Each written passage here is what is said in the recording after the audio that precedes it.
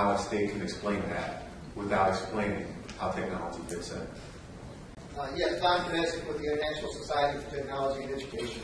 And there are two issues that I didn't hear addressed that I'd be concerned about. One is that if all our data feeds minimum academic skills achievement, and that's our only measure of accountability, then I don't believe we're going to get where we want to go, no matter how good our data systems are and how much we feed that back. If we don't enrich the accountability system to look at students all up and down the spectrum of achievement, then I don't think a data system and an infrastructure is going to make any difference. And so I worry about that. So I'd like to see that be a priority. And also, when we're losing between 30 and 40% of our kids before they finish secondary school, I didn't hear a lot about changing that student experience.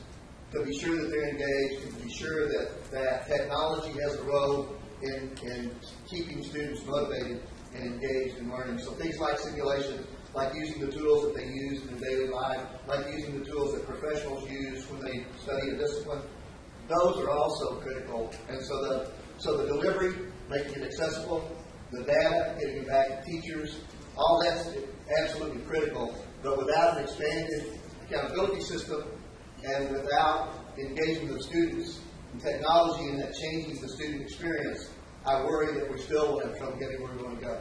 So do you have a thought about that? Well, this is dating back to our time in Virginia. This has been one of our top priorities. So I'll let Jim talk about the accountability piece, but I want to share about the issue you raised. First of all, Governor Kane and I would say President Obama has actually made this a similar priority. No bigger competitive challenge for this country than to boost our higher education attainment rate. Number one, period. President Obama has said that we need to achieve world-class status by 2020. We are now 8th or 9th, depending on what you benchmark us at.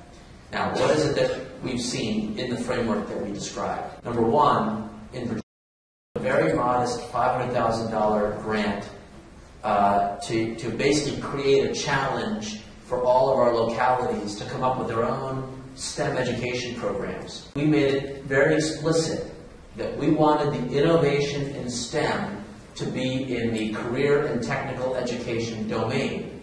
The reason for that is I live in Arlington now. Arlington said, if you wanted to be an auto mechanic, you have to be exceptionally skilled in technology. There's more computing power in the car than what took us to the moon. And so we, in the STEM challenge to the localities, got them to produce new curriculum, new content, that would incorporate technology into other disciplines. And so when I gave you the framework, what to teach, that STEM challenge for CTE was all about the what to teach. And it didn't matter if you had a Mac or a PC or whatever, that was irrelevant. It was what's the subject matter itself and where do we drive innovation. And the governor and under Dr. Wright's leadership, we drove innovation in that, what I consider to be an area ripe for opportunity, which is the old CTE. Second, it also takes creativity and collaboration. We also said, even if we've lost them in high school, we can bring them back. In February, we announced our first class, what we call Plugged In. Under Dr. Wright's leadership, she said, look, our adult education programs need to collaborate with community colleges, the four-year schools, and the private sector. We decided to create from scratch a whole new curriculum that said, give us an accelerated GED, give us from Microsoft their IT certificates, their portfolio, and let's give the kids a project-based experience, which is that they have to, and I say kids, they're adults actually, we have to give them a project. And Northrop Grumman, a very large IT firm, said, we will guarantee entry-level job interviews for every graduate of this program. We created the concept of this in August of 2008, enrolled the first students in February. They graduate this July. I'm looking forward to going to that graduation. It's bringing innovation to, that's the ideas meets relevance. And so your point about the folks who drop out have to be in the discussion, and I see critical to the debate that we're having. That's just my view. You harp on accountability. Oh yeah, accountability. So the simple answer is yes. Right? Clearly, one of the things that's been missing is the conversation about what do we do to actually excel as opposed to be meet the basic standard.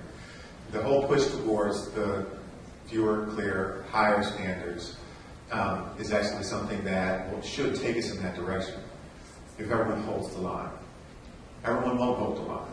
The question is, will your state hold the line? So I'm very anxious to see, as we push through the rest of the conversation with the states, the competition around race to the top, what happens to the courage of states to hold the line on getting to something that looks more like we're trying to become world class and not just minimum basic standards.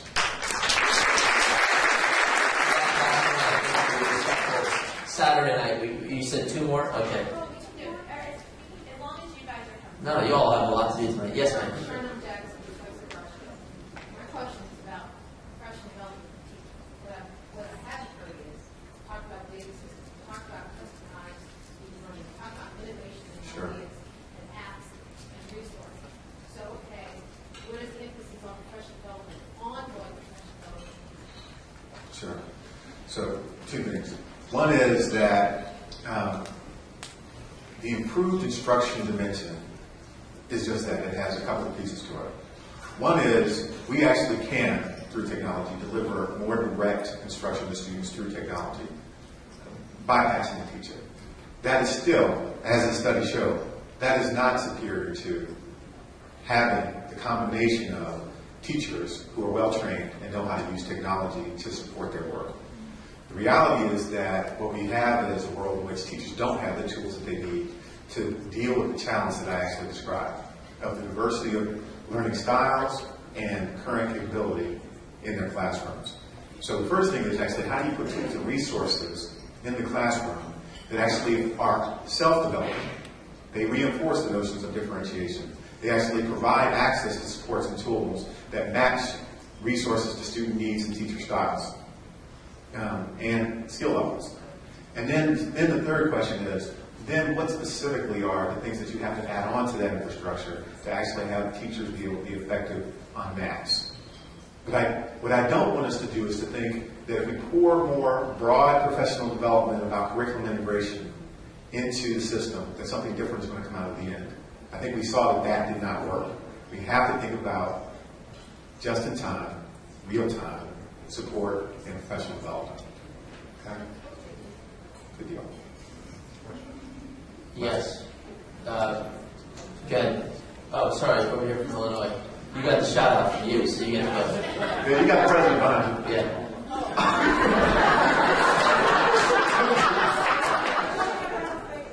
I'm going to tap onto what Charnel is stating.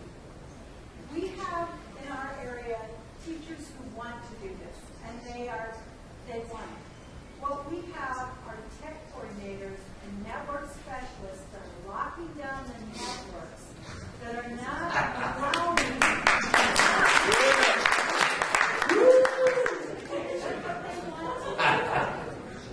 that is our biggest stop, is the network administrators, because it's their network, it's not the district's network. And that's the mindset. I'll take this. I would say, I would make this observation. They face a lot of burdens, but I'll make this clear. And actually, this is an organizational challenge. That is, typical role of the IT leader in the organization is cost management of decisions around procurement, all this sort of stuff, and they're really about risk mitigation. And the profile of the individual who's very good at that is one that may or may not be the right profile for someone to answer the questions that Jim Shelton's asking, which is how does it become core?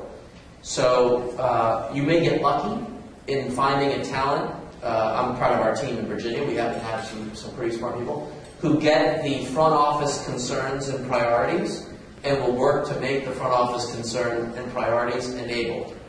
But recognize that you don't just say, oh, where's the IT person, because the IT person is going to help do all this.